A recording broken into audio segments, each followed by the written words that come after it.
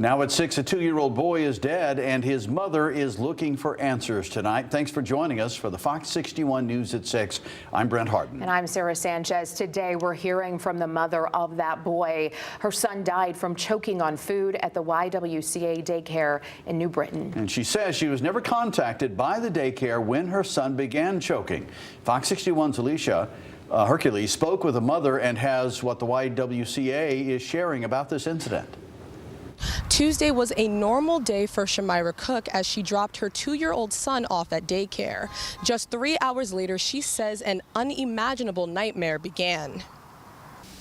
I don't have nothing left for my son's shirt. I don't even want to take a shower because I got his scent on my skin. Shamira Cook says she dropped her son, Santi Reynolds, off to daycare at the YWCA in New Britain just before 9 Tuesday morning. She says just before noon, she was contacted by a director at the daycare, telling her that her son choked on a meatball. She was told that he was being worked on and that everything was okay, but she needed to come down to the daycare. When Cook and her fiance got to the daycare, she says it was everything but okay. And when I get to the daycare, it's all the first responders in the daycare. All the staff is running around crying and just scattering everywhere. Then her fiance was met with a horrifying sight.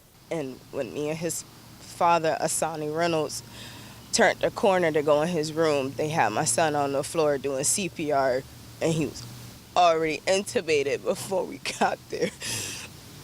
And nobody called me beforehand.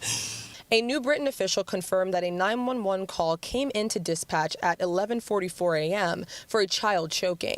Cook says she was never contacted by the daycare until after EMS was called. In a press release, the YWCA says, quote, YWCA New Britain staff responded immediately and followed all emergency procedures, including administering age-appropriate first aid and calling 911. Emergency services were contacted and the child's family was immediately notified and involved throughout the process. Cook says this statement is simply untrue. I got the phone call at 11:47. The phone call was less than a minute long. There's no way from 11:30 to 11:47 you in contact with me this whole time with me living 3 minutes down the street.